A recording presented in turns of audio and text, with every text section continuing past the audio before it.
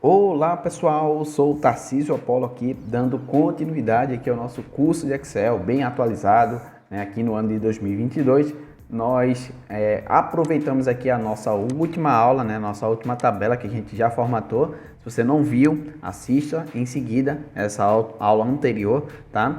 E de imediato você vai precisar dessa tabela aqui. Como a tabela é pequena, eu não vou deixar aí para vocês fazerem o download. Digita aí, dá um pause aqui agora, digita essa tabela aí e a gente vai trabalhar com ela exclusivamente nessa aula, tá? A gente vai falar sobre formatos aqui de números, formatos, né, de células aqui, ok? Então a gente vai vir aqui colocar as notas, né, de alguns alunos aqui, tá certo? Eu vou fazer o seguinte, esse aluno 1 também precisa ter nota, né? Eu coloquei aqui de forma errada, eu vou até tirar aqui, ó, a formatação dele, tá? E vou descer eles aqui, ó. Vou selecionar todos esses quatro, tá certo? E vou descer eles aqui, ó. Cliquei na borda, pronto. E aqui eu vou colocar as bordas que estão faltando. Pronto, tranquilo, tá? Então o que é que eu vou fazer aqui, ó? Eu vou colocar a nota de cada um, tá? Por exemplo, o aluno 1 pode ter tirado 8,5, tá? Nessa primeira nota aqui, e na segunda nota ele pode ter tirado 5. Se eu colocar 5,0, quando eu dar Enter, olha o que é que vai acontecer. O Excel, por padrão, ele já vem com esse formato, né?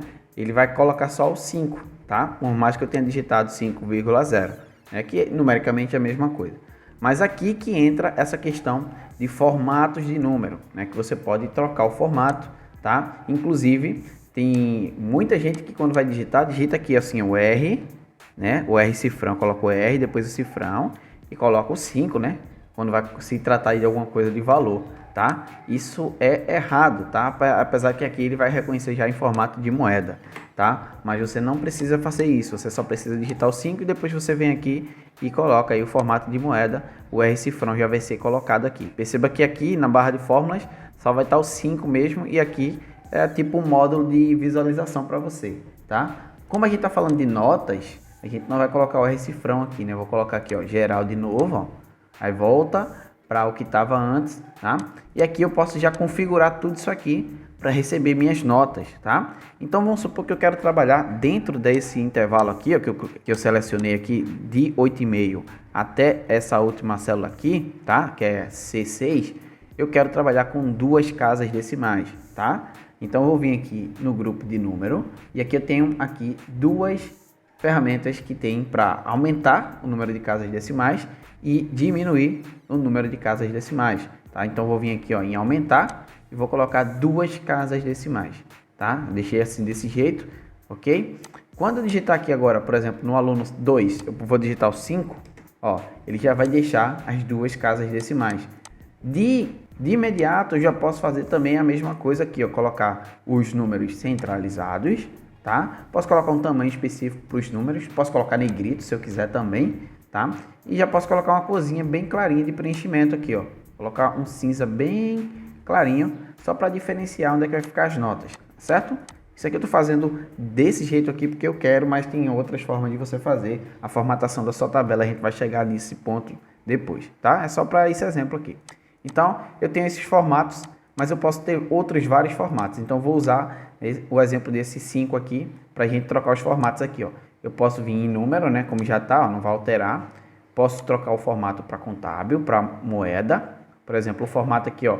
Vou colocar contábil, ó.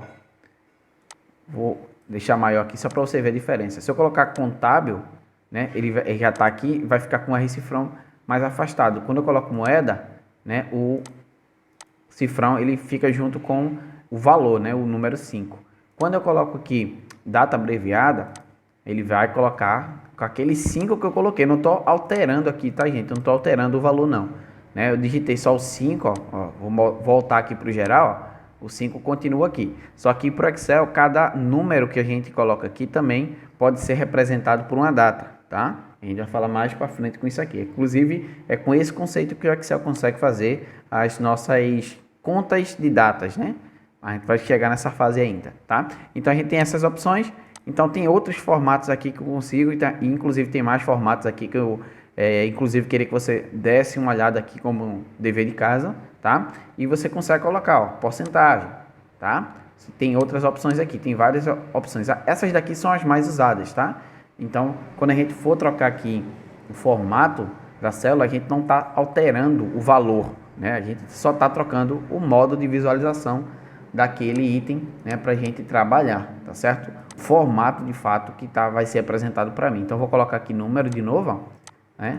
E vou digitar as outras informações. Deixa eu voltar aqui para o tamanho que estava, né? E aqui eu tenho essas opções aqui de calcular a média, né?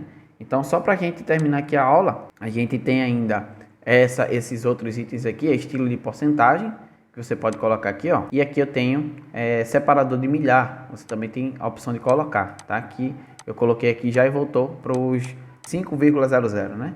Então, tem essas opções aqui, que a gente também, em outros casos, a gente vai trabalhar ainda, tá certo? Então, na próxima aula, nós vamos falar sobre formatação condicional, tá? Eu vou terminar aqui o preenchimento aqui desses itens aqui. Na próxima aula, a gente já calcula aqui a média, tá?